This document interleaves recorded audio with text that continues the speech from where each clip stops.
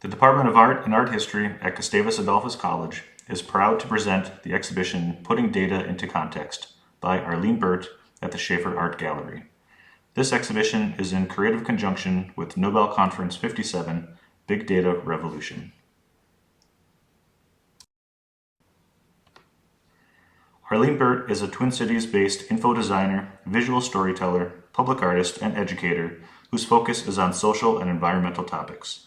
She is the founder and creative director at Background Stories, which translates complex ideas, systems, and metrics into clear visuals to help people, especially non-experts, understand sustainability. An associate professor in arts entrepreneurship at Minneapolis College of Art and Design, Birt has consulted with the UN's Environment Program, received a Fulbright grant to research visual communication methods to explain sustainability, and was trained by Al Gore to give climate reality presentations. We now present the Artist Talk by Arlene Birt. Yes. Okay, so I want to talk a little bit about some of my work about putting data into context. But first, let's start with a pop quiz. How much better do you think people following directions with illustrations do than people who follow text directions alone? Anyone want to guess what percentage? A lot, 80%? Anything else? Okay, 100%. So it's 323%, so over 3 times better. So that's probably one reason why, if anyone's been flying recently, or maybe you've taken a pause from it, that's probably one reason why they put a lot of information, important information, also in visuals besides just text. So another pop quiz question, I think this is the last one, but what percentage of the population do you think are data literate? And we'll define data literacy as the ability to read, understand, create, and communicate data as information. What's that percentage, do you think? 10%? Yep, data as information into understanding. 2%, somewhere between 2 and 10%, I've heard. So the number is 17%. This was a fairly small study. Another study looks at C-suite leaders. So these are people leading large corporations, chief executive, whatever, officers, and only 32%. So that is also kind of concerning to me, that relatively low percentage points. So we do know that data should be visual. Data should be presented in a visual way. Partly that's because I don't know if any of you here or online can tell, like, what's the pattern? What's this data showing us? What's it telling us? For me, as a visual person, I see this column here with all these 8.0s, and I don't really know what it means. I can't translate it into a visual. I don't know the pattern, but I know there's a lot of 8.0s. Of course, if we take the same data set and make it visual, you can immediately see what's going on. What are the patterns? Where are the outliers? You start to see what's happening.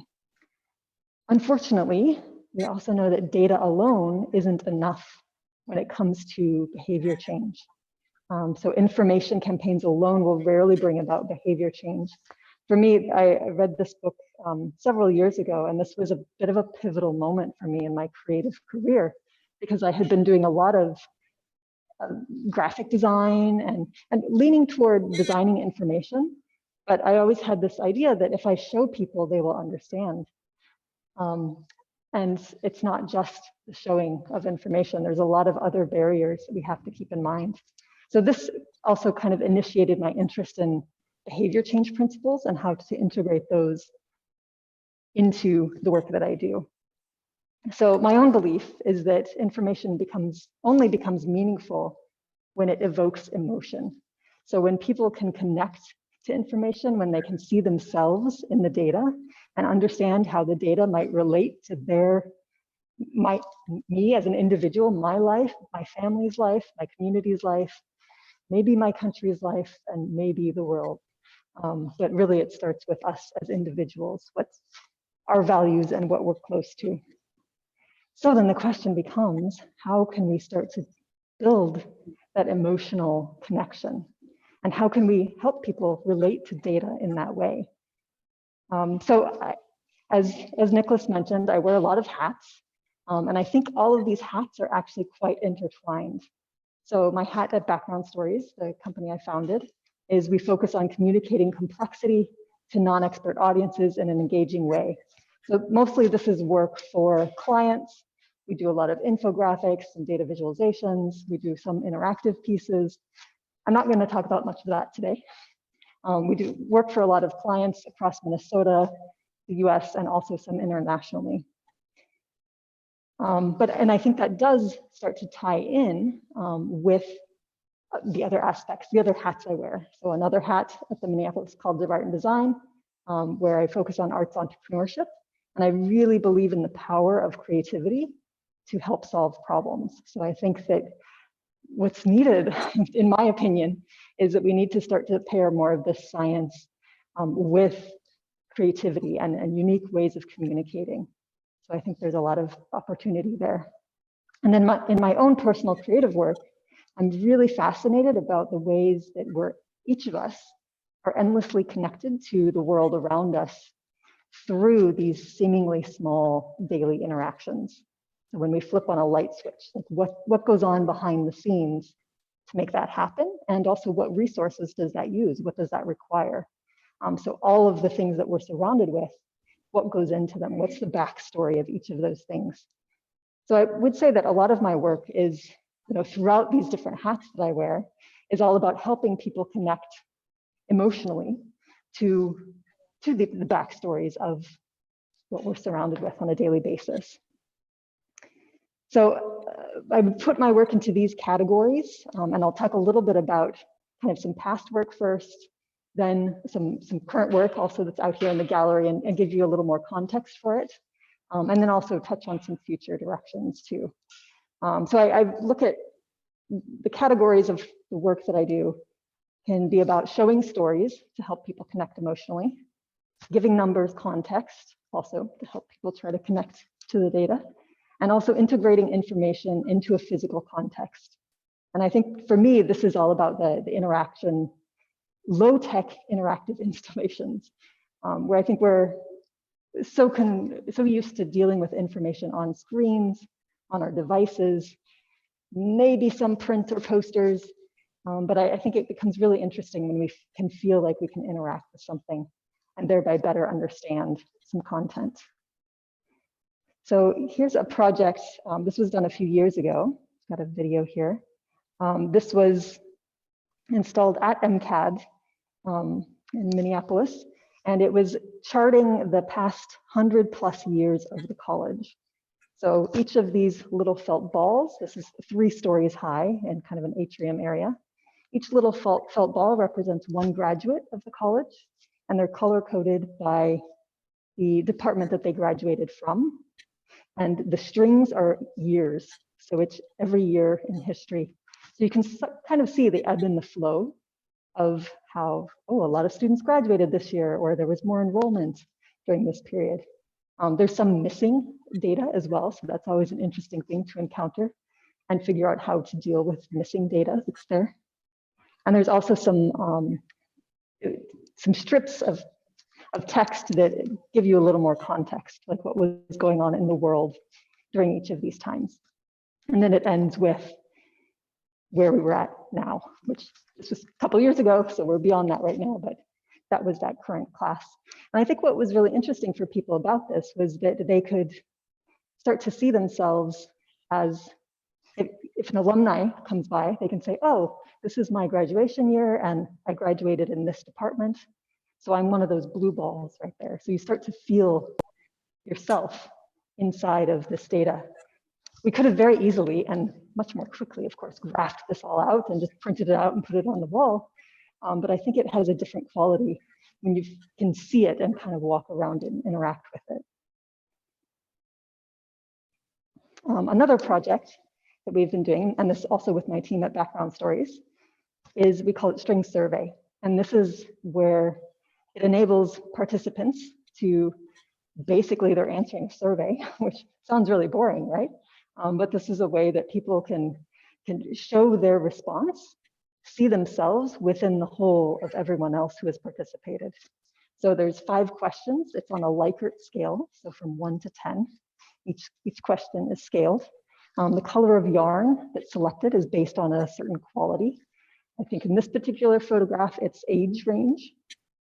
Could also be in other installations, we've done colors based on people's interests, for example.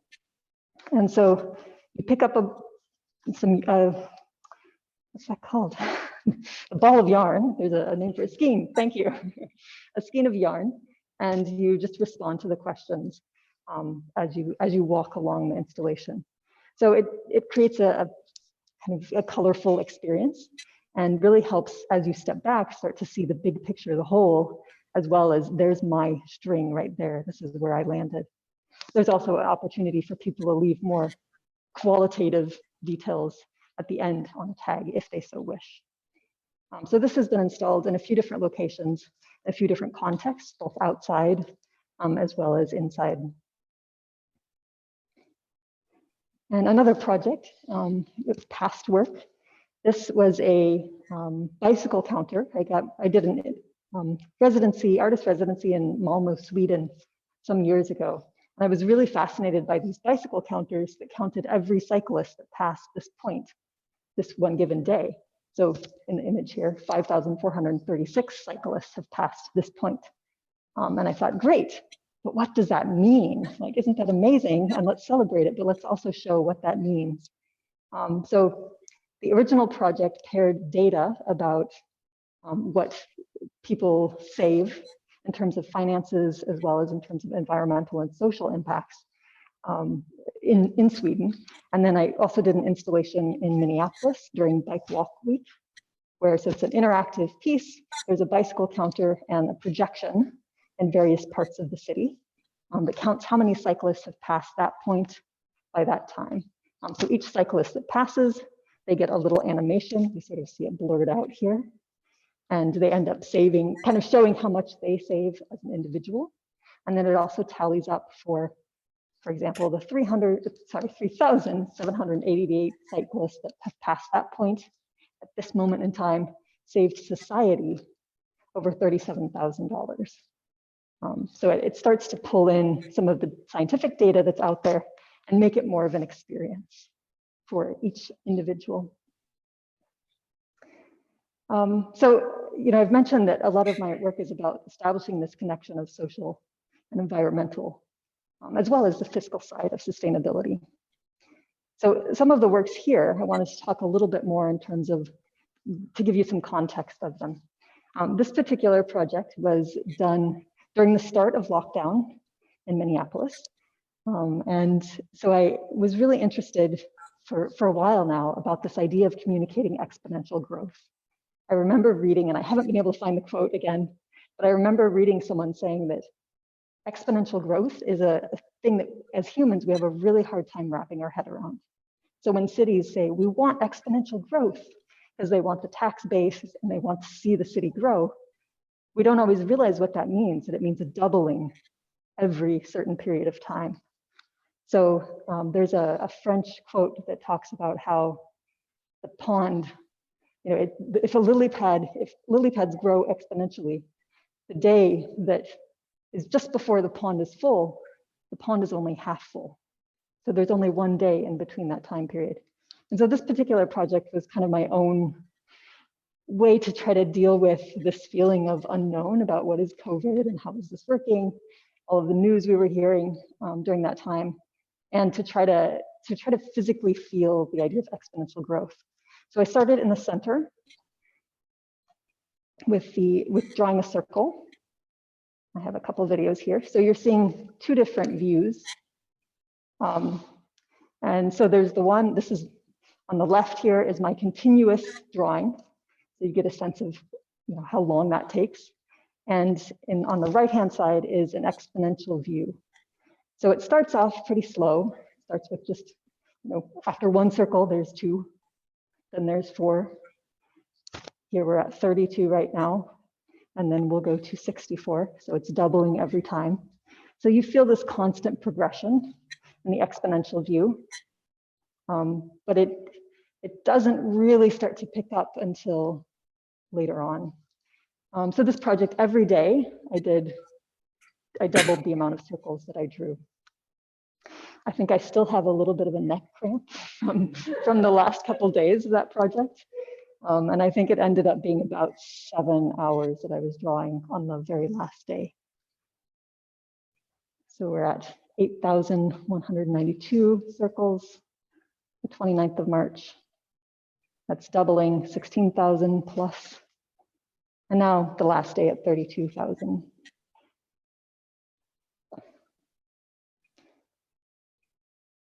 Another piece of data that we might see out there in the world about exponential growth is about climate change. And particularly from the industrial era, which is categorized as here 1850s, is where we really start to see exponential growth happening. So this is another project, of course, that's out there in the exhibition. And this was an attempt to try to be able to relate personally to what this data is. And it started with me mapping my own lifespan on all of this data about the world, about sea level rise, population growth, temperature change, and CO2 levels in the atmosphere. And so especially when I look at my own lifespan and start to see, wow, I'm living in a completely different world than my grandmother did. And I mapped my daughter's anticipated lifespan on there. She's 8 years old right now. And I see that, yeah, she'll be living in a completely different world than my mom, who's still living. But just feeling that difference in lifespans, I think at least helps me relate to the information in a different way. So this theme of connecting everyday experiences to the bigger picture has been something throughout my work for many years, trying to show the stories behind things. For example, when you drink a cup of coffee, not to just think of, oh, this tastes great, but there's a whole chain of processes and events that have happened before this coffee came here in this cup. And a famous environmentalist, John Muir, when we try to pick anything out by itself, we find it hitched to everything else in the universe. So these two ideas inspired another work that's in the exhibition, the idea of a pencil. So you take a very simple object that doesn't seem to have that many parts, right? It's a lot more simple than, say, a mechanical pencil. But even this pencil, even if we just look at the wood of this pencil, the wood comes from a place, from a specific tree. It was cut down by a specific method and in a specific location. And there's a whole network of systems that supported that and helped that happen. And people run all those systems. So starting to see the bigger picture behind this single pencil, and we've just talked about the wood, like there's also, you know, the packaging and the paint, all of these other components. So this is an idea I've been thinking about for a while, and we have as a society, we have these ways to look at the data behind this. We can look at eco-labels and we can say, well, is this pencil sustainable or not? And do I choose a fair trade pencil or an organic pencil? Actually, organic's more for if you're eating something. But it brings up these questions where if we try to live more sustainable lifestyles, we're often confronted with these choices. And the reality is that it's not necessarily one choice or the other, but we need it all because it all certifies different parts. They're indications of different parts of this larger, bigger picture, the story behind the pencil. Another way to look at this information is through life cycle analysis. Anyone heard of this before? LCA for short. So life cycle analysis is a method to quantify, say, this pencil. We can shave off the paint, take out the lead, take off the eraser, and weigh all these pieces, and you can come up with a number of what the impact that this pencil has had throughout its whole lifespan. So of course, we can, the categories of life cycle are shown up here. And also throughout the lifespan, eco-labels certify certain parts of the process. So I wanted to go more in depth with that because there's this great data. And so let's look at this data and see if we can start to see what it says. So this particular research study, eco-efficiency ratio of pencil production using life cycle assessment for increasing the manufacturer sustainability. So this was, I got in touch with Ratna and the researchers behind this, and they very graciously provided some of their data behind the research that they did. And that led to this trying to show the story behind the pencil. So up at the top, those are the raw materials used. The three levels in the middle are phases of the production process. And then at the bottom is how climate and environmental attributes, how it breaks down from those materials, from the production process. So then here, as you can see, I painted the pencils based on what percentage of them can we attribute to causing damage and climate change, or which percentage causes air pollution or acidification. So you can see more of that in the details along the bottom. So this was, also an attempt to try to put on the physical object this reminder of what's the story behind it, especially in terms of environmental sustainability. So I do a lot of work with scientists, especially these days. And often I find that scientists say they get really excited about their measurements or their metrics or their data, their indicators. We have this indicator that measures. And on the other side, you've got people saying, yeah, just tell me a story. Just show me how this connects. And what I see time and time again is the experts, the technical people are over here. And the rest of us, I count myself as a non-specialist, are kind of on the side of like, I want to know how this relates to me. Show me a story. So a project I did based on IPCC. So IPCC is the Intergovernmental Panel on Climate Change. This is the UN's branch that focuses on climate science. And they come out with these reports every 7 years. They have a cycle where they come out with these 7 different reports. So I took one of the reports and very carefully traced, so this is their existing report, and then I'll zoom into my addition to it, where I added a human lifespan. So trying to show if a child was born today, and this particular report was from a couple of years ago, how old would people be? So that when we start to look at this scientific information, we get a sense of the humanity within it and how it starts to impact us as people. So this project, you can also see more of it out there in the hallway. And I kind of credit it with, I'm doing some work now for IPCC. So the synthesis report, which comes out next September, I'm working with the scientists. There's 60 scientists involved, and I'm developing the figures to go into that report. So it's a very interesting process, and I'm trying to help show the science and also try to help decipher it for a non-specialist audience, specifically policymakers. So that's a fun adventure in itself. So since we're here in Minnesota, I thought I'd just briefly, as I wrap up, share a little bit of the climate data of Minnesota. So each band here is a year in Minnesota. This is a Show Your Stripes by Ed Hawkins. And so each year is represented, and cooler years where the average temperature in Minnesota are darker blue, they get lighter blue. And then the red and the dark red are the hottest years here in Minnesota. We can also zoom out and say, well, let's look at it across the whole US. And we start to see a bit more red happening here. Of course, this is averaged across the whole US, across North America. And as of last year, this is where we were with the world. So I think we can also start to see some exponential growth happening there as well. So I just want to wrap up in saying that I think I said before, information only becomes meaningful to the extent that it evokes emotion, and especially with the pressing issues of our day, like, for example, climate change. I think we also want to kind of amend that and say social and environmental information only becomes actionable to the extent that it can evoke emotion, that people can feel like they're motivated to make changes and to participate in the change that needs to happen. So with that, I'll wrap up, and I'm happy to answer any questions.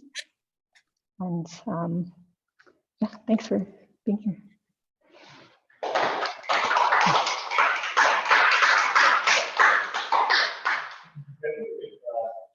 Ask some questions here. We can also wait to see if there's anybody wants to add questions in the chat.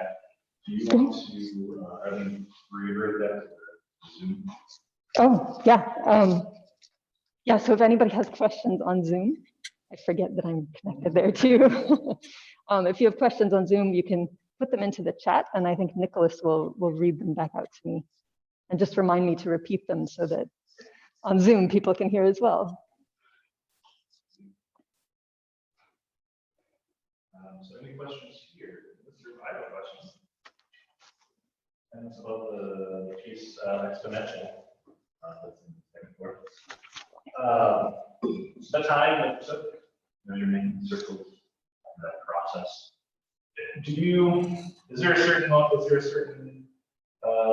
moment where things either shift to just numbers and you start to lose that sense that each one of those circles is meant to be a person, or is there that sense that you were right when they're connected, almost pointing to you? Right, so just that process of what's happening. Yeah. So while I was doing it, while I was creating it, is that your question? Yeah. Yeah. And I wonder, do I need to repeat the question for Probably. online? Yeah. Okay. So let me see if I got it right. So your question was about during my process of the circles, the exponential growth, and drawing those, what was my thought process? Was it about the connection of thinking about each of the circles as an individual and that connection, or something else? Did I get it? Okay. Is there the main focus stayed with? Yeah. Or did you shift? What was happening as you, especially the 7-hour drawing session? Yes. Yeah. So especially during the 7-hour drawing session, aside from needing to take short breaks to try to stretch and trying to remind myself to like relax instead of tightening up while I was drawing, I was really trying to keep track of the numbers. So my daughter was running around and interrupting now and then. And so I had a note card that I would do 10 at a time and do a little tally on the note card, 10 more, tally.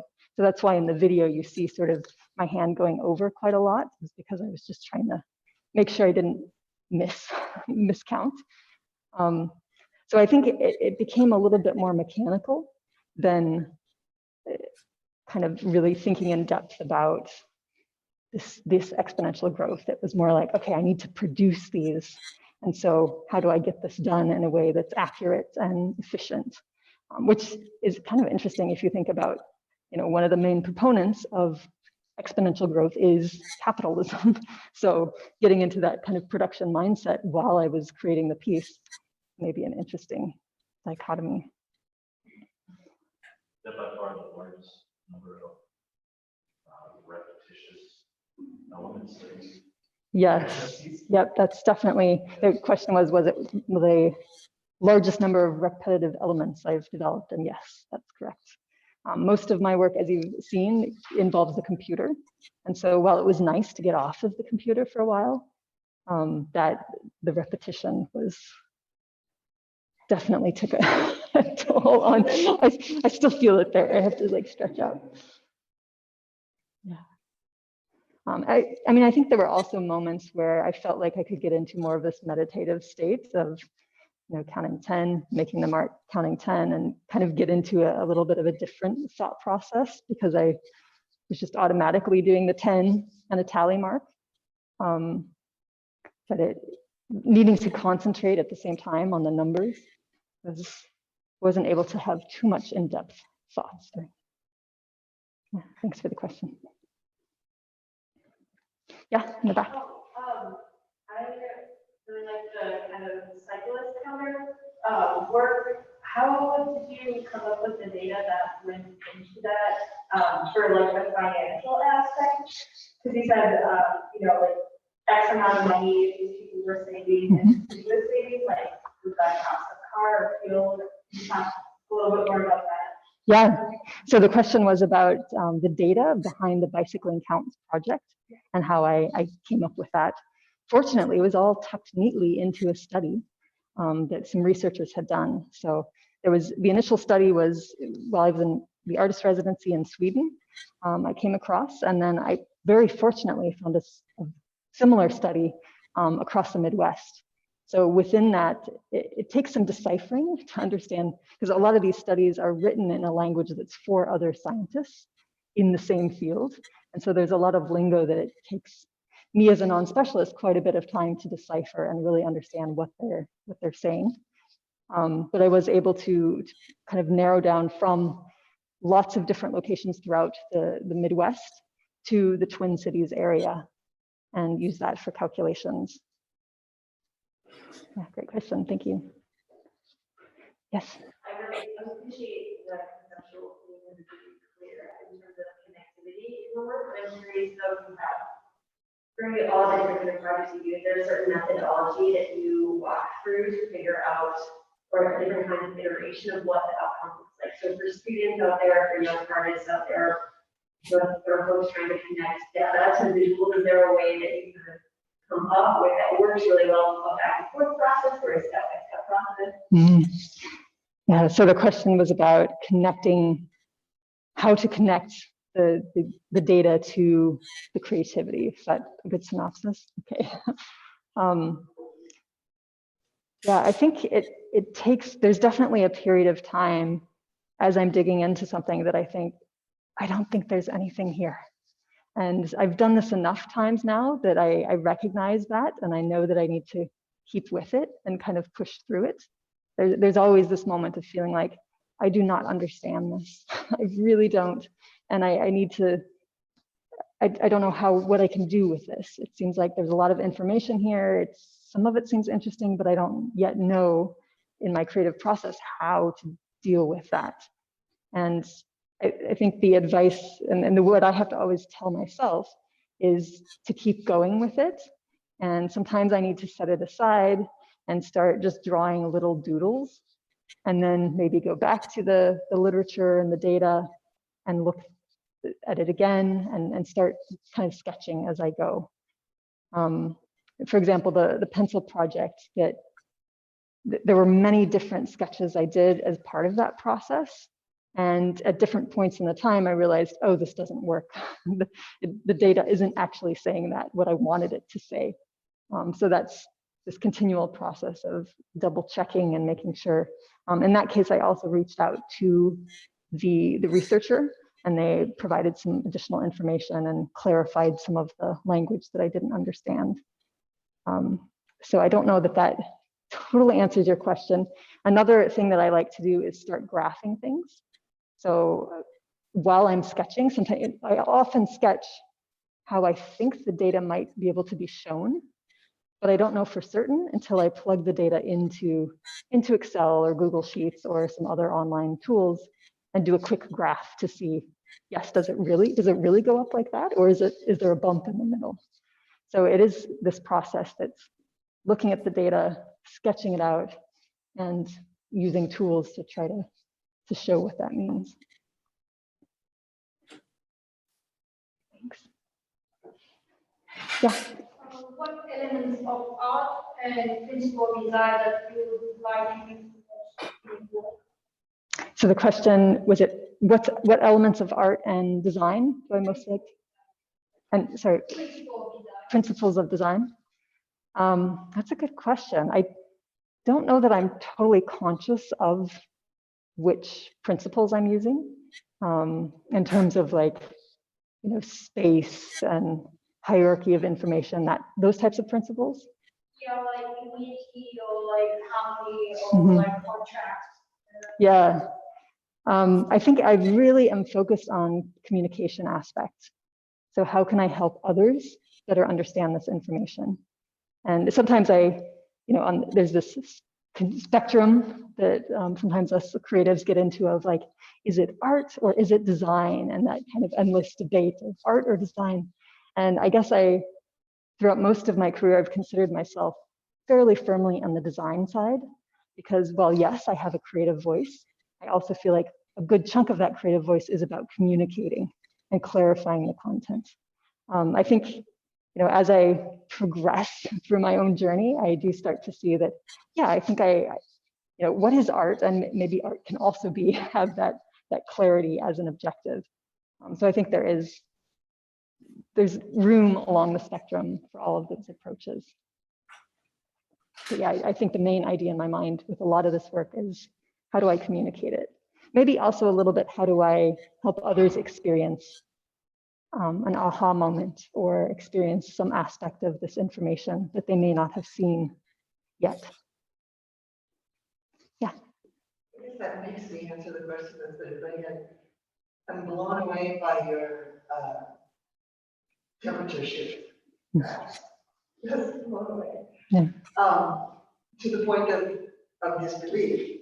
Mm-hmm. In other words, if it's that clear, how can there still be arguments about cyclical temperature shifts? Mm-hmm. Why is this not common knowledge? Yeah. So the question about, if what we're seeing right now is so dramatic, why is there still the question out there? And I guess I don't know that I have the answer to that. I think maybe if we did, we might be a little closer to reaching people.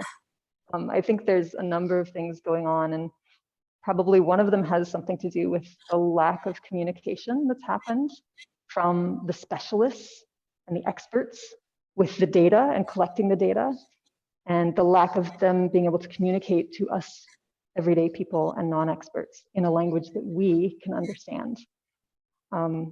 A lot of the scientists that I've worked with throughout the years have, they establish their own language because they're speaking to other scientists and they're debating things with other scientists. And so they develop a level of precision in their language that, for me, especially as a creative, is really hard to understand, because I'm a little more loosey with how I verbalize things. And one day I verbalize it one way, the next day I verbalize it a different way, and kind of experimenting with words. And I think that kind of gap of communication, of course, as a communicator myself, I think maybe all problems can be solved by communication. But that's not entirely true. But I do think that that's contributed to things, to the message not getting across. And, as I mentioned earlier, it's not just sharing the information. Like, the communication is a step, but it's not the only step. We have to communicate in a way that helps people relate to it and feel like they have a role in this bigger picture. So I'm going to share those images. Where can I find them? Yeah, the color strips one. It's on Show Your Stripes. Yeah. It's a really interesting tool developed out of Reading University in the UK. And you can search most any location in the world, and it will show you the color stripes of the temperatures. So of course, it's not updated for this crazy summer that we've had here in Minnesota, because the data right now is current through 2020. But I'm sure shortly after the end of the year, that will probably be updated for 2021 as well. So Yeah. there's a lot of data out there. And there are so many things that are interconnected. And I'm just wondering, like, when you approach a project, how do you narrow down the amount or the breadth of the data that you're working with? Mm-hmm. Oh, good question. So the question was about, because there's a lot of data out there, how do I narrow down the breadth of it and find some focus? I think I often go into it with a specific audience in mind. Sometimes that audience is myself and other people like me, because I feel like, oh, seems like an interesting topic. There's a lot of information out there about it, but I don't really fully understand it. So how can I better understand this? And maybe that will also benefit other people. So knowing a specific audience and knowing what, for example, if I take myself and others like me, I know that where my current level of understanding is and what interests me. So in general, people are interested if it's localized information, so about me personally, or here, this very specific location, or this point in time, or other people like me. That the idea of psychological distance, which is a behavioral psychology concept of, in order to help people relate to information and content, we need to make it show how it relates to the here, the now, and to other people like me. So I think I often approach projects from that mindset of, is there information that I can show how it relates really specifically to this point in time, this location, or a very specific group of people? So sometimes that narrows things down a little bit, or at least provides an entrance point into a larger concept.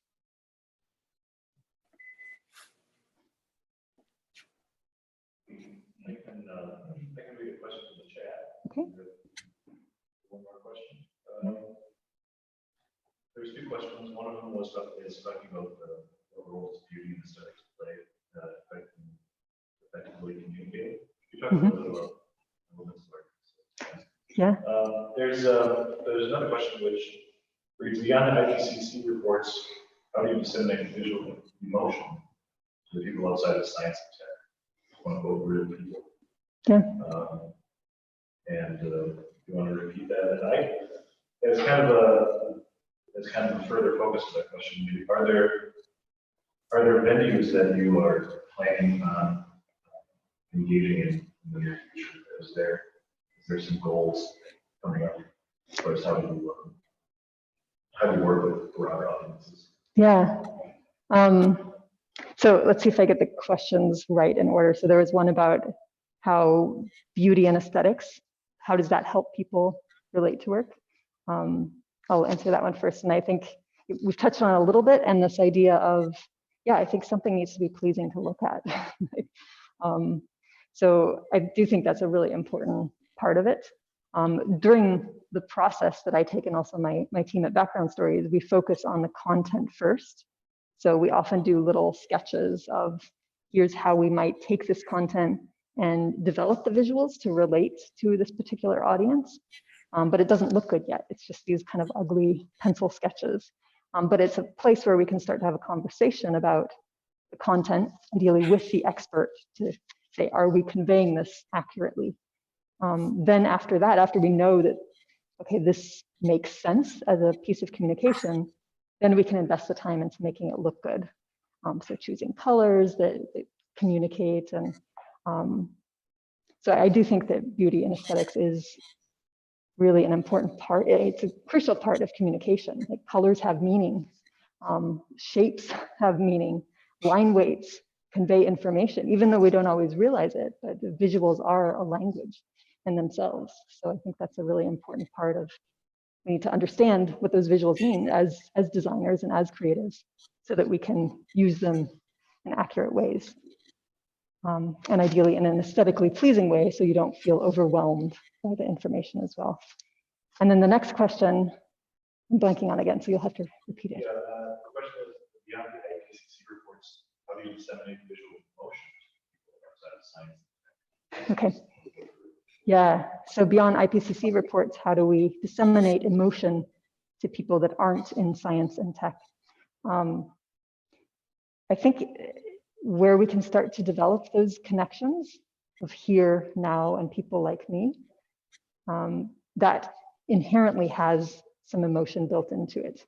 If I start, see something about a child born in this particular year, I start to think about my own child who was born, maybe not exactly the same year, she was born 8 years ago, but I can start to relate to imagining this child who's charted on the graph, their life journey, and see how that relates to my own child's life journey. So of course, viewers not all of them may have children, maybe some have nieces or nephews or grandchildren, whatever that, there's a whole variety of ways that people can relate to that. So I think that's one aspect of how emotion can come across, is just by putting some humanity into it. Like, how do we relate to this? Or how does this data and information relate to me as a person, as a human out here in the world? Do you have a broader audience to share? Do you have a set of goals in the near future? Yeah, for audiences that are a goal. I mean, I think for me, the work with the IPCC was a bit of a dream. So I think that's where I'm currently focused for the next year. We also, I mean, I think, you know, background stories, my consultancy was founded around these ideas of how do we help organizations better communicate the good things that they're already doing. So we do work with organizations that are socially and environmentally focused to begin with. So I think, you know, those working more with some of those organizations, we need this work, right? I mean, a lot of times I say the scientists, they need our help. They need creativity to help convey the great work that they're doing. So I do see it as a partnership, and I think I would love to grow more of those types of partnerships, and especially see more of that happening in the world, where creativity is partnered with the metrics and the data and the science and the technical people that are out there.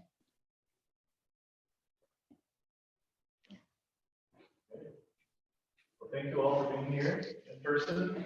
Yeah, thank you. People, yeah, thank you. Sorry if I've neglected you here, but thank you. and, thank you for being part of the Nobel Conference. Thank you. Thank you.